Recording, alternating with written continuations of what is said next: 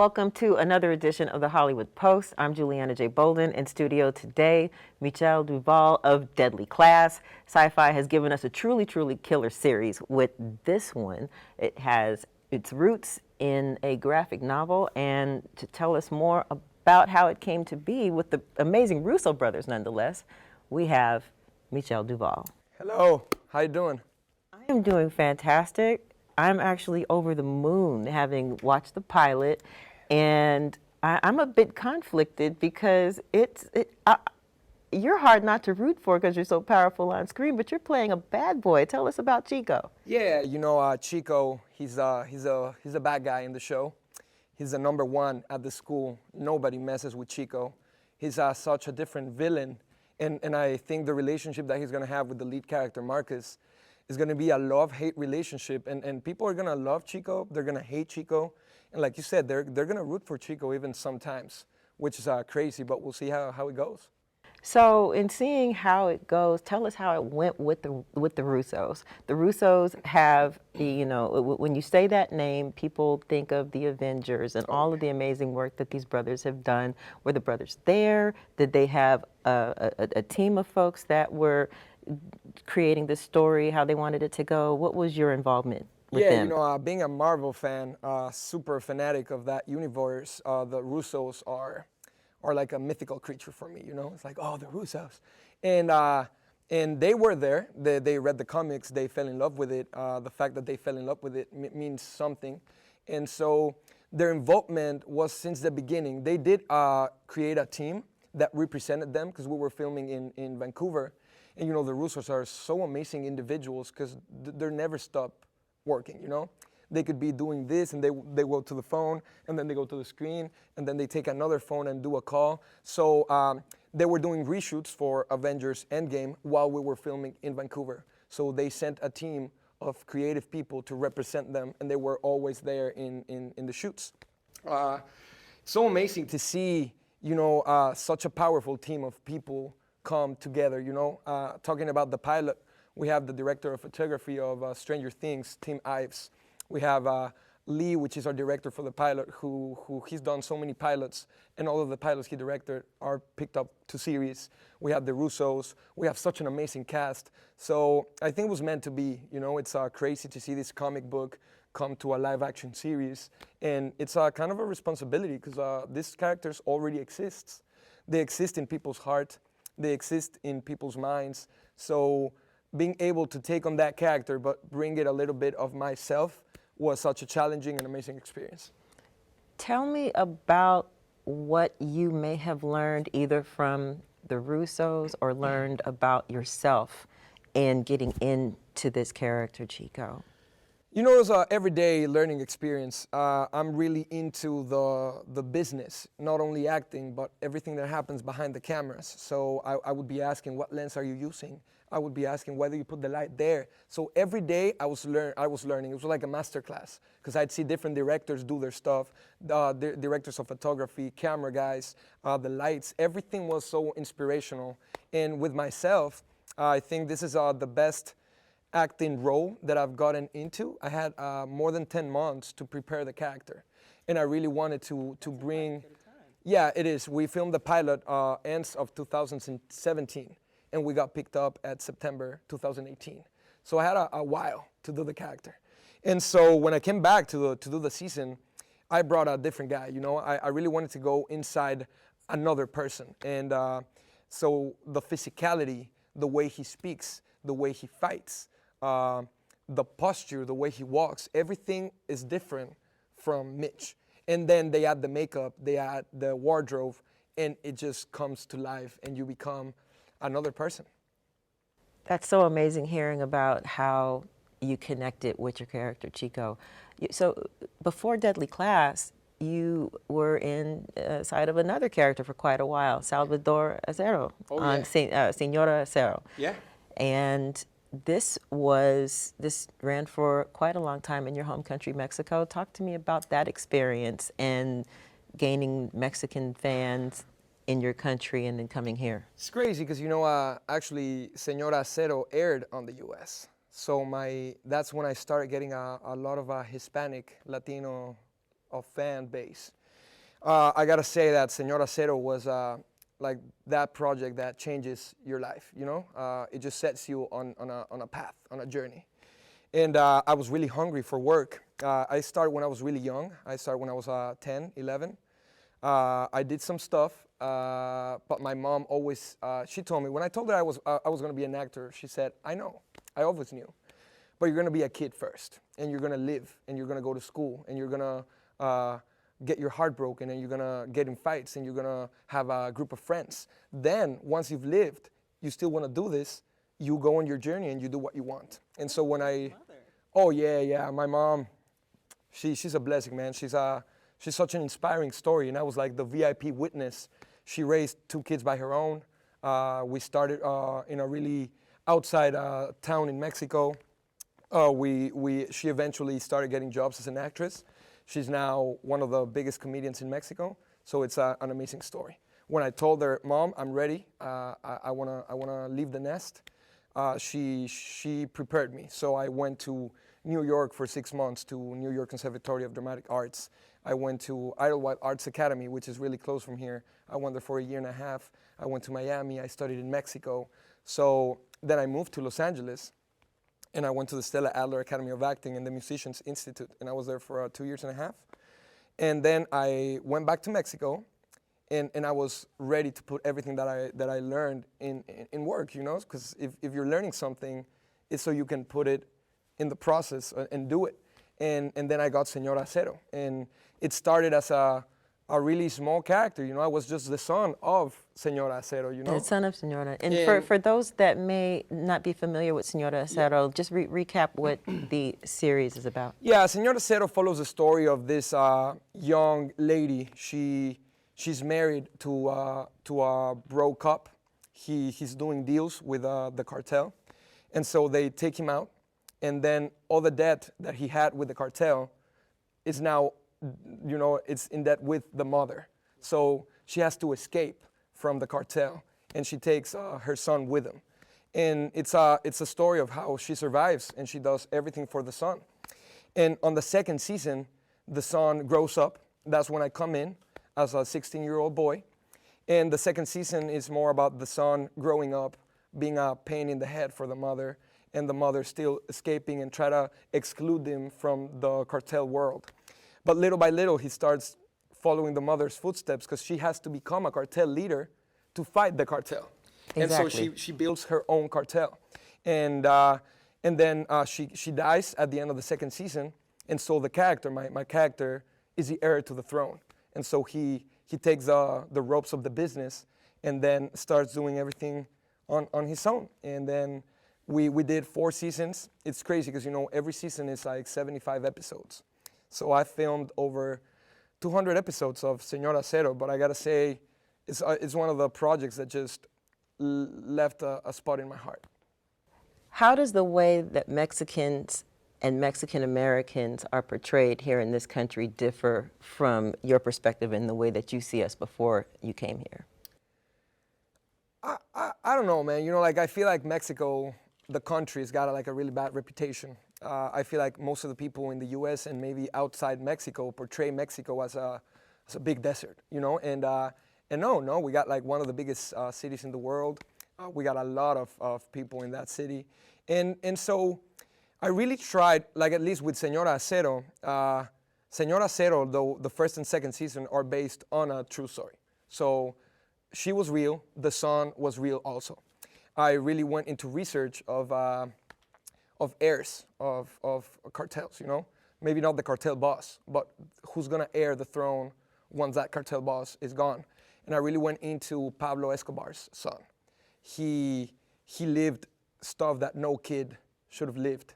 And I think for my character in Señora Acero, he was so young when they took his father. He was so young when they took his mother. I don't want to relate to it because, you know, this is fiction and that was real life. But just seeing how he could be a 17-year-old boy, but he's lived so much that he's a 50-year-old man inside. So the maturity, the life experiences, he's the next generation, no? So at least with Salvador Acero, I wanted to do something like that. I of course watched The Godfather, like a Vito Corleone, Michael Corleone type of succession of the business.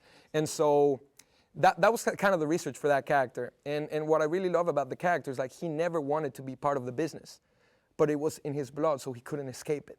And even till the last season, everything he did was to take his family away from that world, but that world just kept bringing him back. And I think that's real life, man. I keep trying to get out, but you keep pulling me back in. And that's crazy because that happens in the real life. You do one deal and you're in for life. And it's crazy to portray that type of realness, no? Well, your character Chico might not be based on an absolutely real character, No. but there are some things about this character that are absolutely rooted in very real experiences with the high school cliques and the girlfriend, and we could talk a little bit more about that. But this rivalry with Marcus, let's talk more about what it was like when you first met Benjamin, and you all started to get your rhythm. It was crazy because I was the last one to arrive to the set when we were filming the pilot. I was doing Señora Acero season 4, so I had to be a little bit late to the film. And so when I got to Vancouver, I was literally going inside the hotel. I was checking in, and I just heard like a group of guys like, "Chico?" And I'm like, "What's up?" And then I just saw Marcus, which is Benjamin, Willie, played by Luke, and I saw Saya, which is played by Lana. They're like, "You're Chico, right?" And I'm like, "Yeah." They're like, "Welcome. We're so excited that you're here. We're going to go eat oysters. Do you want to come with?" And I'm like, "Oh, sure, man, of course." And so we went, we had dinner, and 2 days after, we started filming my stuff. And so I really see Benjamin as a little brother, you know? He's blessed. He's blessed with the opportunity that he has. He has such a big responsibility. And I've been in this business for so long that I don't know, I almost feel like a little like parental figure. Like I want to lead him in a way because he's made for success. There's people that are just made for success, and I think Ben is one of those. And so we really worked on the scenes. We're really good friends, so the rhythm was genuine, and we respect each other's work so much that we gave ourselves the freedom to experience stuff in the scene. And that relationship with Marcus and Chico is gonna surprise the audience, man. It's gonna be a big moment for the show. We actually have a clip of Chico and Marcus meeting for the first time. Can you set this up for us? Yeah, Chico tells Marcus that he's gonna fight him, and he has to be ready at night. But Marcus takes the matter to his own hands, and he goes up to Chico and starts the fight. And so Chico shows him a little bit of what's going on here. But remember, one of the biggest rules in King's Dominion is you cannot kill another student. So he just warms the things up. I think in episodes to come, you're gonna get to see that relationship, and it's gonna blow the audience away. So let's watch it. Let's take a look.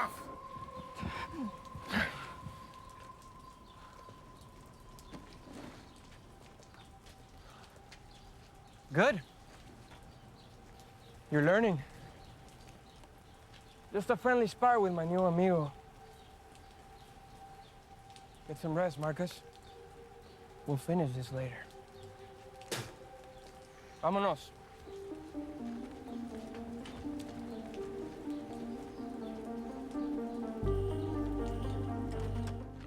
Mitch, talk to us about the way Deadly Class really looks like the world that we live in. It's incredibly diverse. There's a lot of very specific Latino cultural references, Dia de los Muertos, and the fact that, Marcus is Nicaraguan, and your character, Maria, are you bringing a lot of your own personal knowledge into this story, or was this written already for you when you got into the character? Well, we have amazing writers, man. Rick Remender, Miles Orion, they're the writers of the show, and they're just unbelievable. It's such a good writing.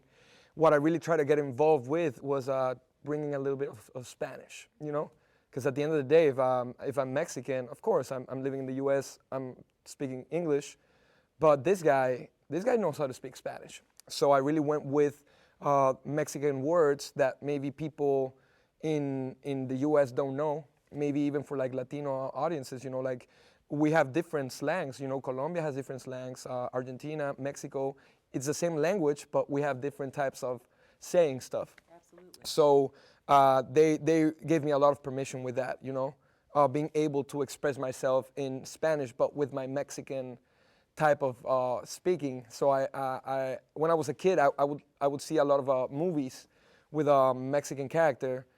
Like he didn't even know how to speak not only Spanish but Mexican Spanish, you know. And I'd be like, that's not what we say. That's not how I would say it. So being able to say it like I'd say it, I think for people not only in the Latino communities, like in Mexico, they're gonna be like, oh, did he say that?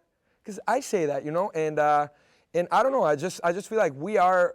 At the end of the day, we're just one race, and that's the humankind, you know? We're just human. We can be from all over the world, but at the end of the day, we're the same, like, we're the same skeleton. That, we're no different inside. So I really dig the fact that, you know, Marcus is Nicaraguan, that we got like Chico and Maria representing more of a 100% Mexican, because Marcus has a dad, Latino dad, but an American mom. And so he represents like the Hispanics. But Maria and Chico, they represent the Latino, you know, like the blood just coming out. And I feel that can be portrayed because they both are really passionate. They're both really driven by emotions. That's like a little bit of Latino. And the writing was so amazing. So half of the job was already done with the words because it's so good. For you all on the show, is there talk about the strife that exists in America right now? There's some racial tension, and we have a president trying to build a wall. And when I watched the show, it made me feel as if it could do some good or cross some cultural bridges to help people not be so contentious. Yeah. You know, I feel like it's a really controversial show because it talks about stuff that most of the people don't want to talk about. You know, it's crazy to see our lead character wanting to take out President Ronald Reagan. So just starting with that, a young kid wanted to go after the president. That's crazy. You know, that's crazy. It's unbelievable. And I do feel like in the writing we kind of make amends with the whole racial problems that we have. You're gonna see so many different characters that in the school hate each other, having to come together, to work together, and see that maybe it wasn't that bad, you know? At the end of the day, you're gonna see so many different faces working together, even though they're all competition, even though they're all trying to murder each other in a way. So I feel like it's such a delicate subject, but portrayed in such a human way that people are gonna see different colors, different faces together. And I really hope that Different people on different sides of the aisles working it out. Perhaps our own Congress yeah, can like and- take a couple of tips from Deadly yeah, Class. man, and maybe we can take, like you said, some of that show and just bring it into real life and work together as a team and just go ahead and work it out. Just a couple of more things. You talked about expressing yourself, and I happen to know that you are a fabulous musician, and I want to hear more about your life as a recording artist. Fabulous. Thank you for the word. You know, I just say that I speak 3 languages. I speak Spanish, I speak English, and I speak music. I know how to read music a little bit, but I speak music. I know that every instrument awakens different feelings inside of me. So I just started playing around by ear with piano, with guitars, with even the violin, which is amazingly hard. You're saying playing around. You're doing a lot of playing around. You got signed to Universal. Yeah, but I was saying when I was a little kid and and I was finding my way in this artist world, I'd play around with instruments and I just knew that every instrument was telling me to go somewhere, to tell that story. So then I started getting into it. I got a scholarship for the Musicians Institute here in Hollywood. I went in for vocal performance, music production, and then that's when I understood the language. Once I knew the tones, the notes, everything that comes with, it's like an escape for me. When I can't say it in words, I say it in music. So I got signed by Universal. Thank you for that. We dropped an album earlier last year. I did really well. I'm really excited to go back and work in a second one because I've grown so much, I've learned so much, and it's everything in that. Because I know I'm an actor, but I want to come to a place where people see me as an artist. Because I act, I direct, I produce, I sing, I songwrite, I compose, I dance. Everything that has to do with art fills my life. So I know that I'm made for this. Well, we think that you're made for this, definitely. And last question, in bringing your whole self into your work, Deadly Class, there's a lot of passion and romantic, fortitude with you as a person. Does Chico get to express some of that with his girlfriend Maria on the episodes coming up? You're gonna be. I think you're gonna be blown away by Chico's transition. You're gonna see him. At the end of the day, I believe that Chico is here to serve Maria and Marcus, because that's the love triangle that works there. You're gonna see a rivalry that started as a little fight in a schoolyard be taken to a level where it's gonna be unbelievable what happens. And with Maria, you're gonna get to see this toxic relationship. But it's crazy because at the end of the day, you're gonna see that they do love each other. I really think that everyone in that school is a broken kid. Chico doesn't know how to love, only Maria. Maria doesn't know how to love, only Chico. Well, we do have a clip.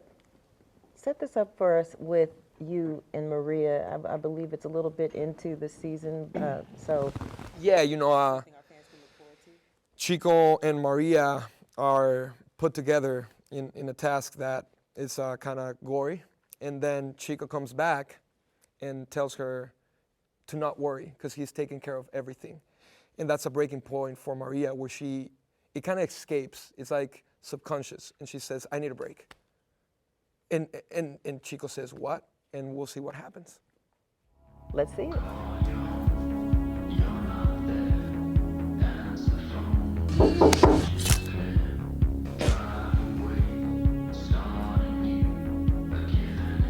Cálmate, baby. Let's play some movie night. Forget about the mess we had to clean up, eh? Already have. I need a break. What does that mean? You don't want to see me? Of course not.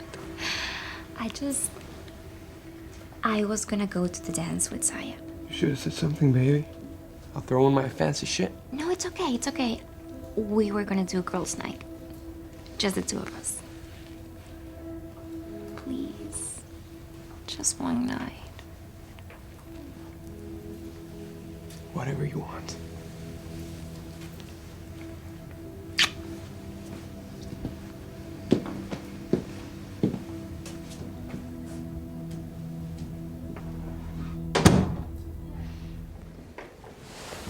Thank you so much for being with us. It's been an amazing time talking with Michel Duval of Deadly Class. Before we get out here, Mitch, do you have any future projects that we need to be looking forward to in addition to these future episodes of Deadly Class? Yeah. I think that 2019 is going to be a really good year. Right now, we're really focused on Deadly Class. I hope that it does amazing. Also starting like different projects. I have a production house for original content. I want to go back to music and different characters, man. I'm just looking for characters that feed me like Chico does and see what it holds for us. Well, I think it holds a whole lot of great times. I hope so too. For 2019. So that's it. You're going to look for Deadly Class. You're going to go on YouTube. In addition to looking for and subscribing to Black Tree TV, you're going to look for Luna Films on YouTube. And we will see you on the next episode of The Hollywood Post. Deadly Class every Wednesdays at 10, only on SyFy.